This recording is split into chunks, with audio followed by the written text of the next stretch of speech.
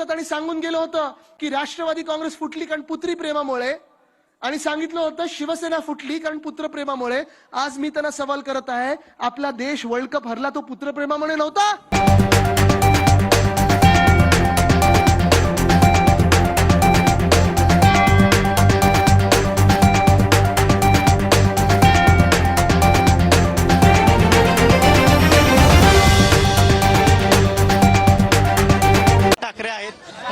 आदित्यजी, आज सुप्रियाताईंसाठी तुम्ही सभा घेतलेली आहे, प्रचंड प्रतिसाद पाहायला मिळालेला आहे. प्रचंड प्रतिसाद आहे, प्रचंड प्रेम आहे, आणि बघते आपण महाविकास आघाडी सोबतच जनता थांबणार आहे, जनता राहणार.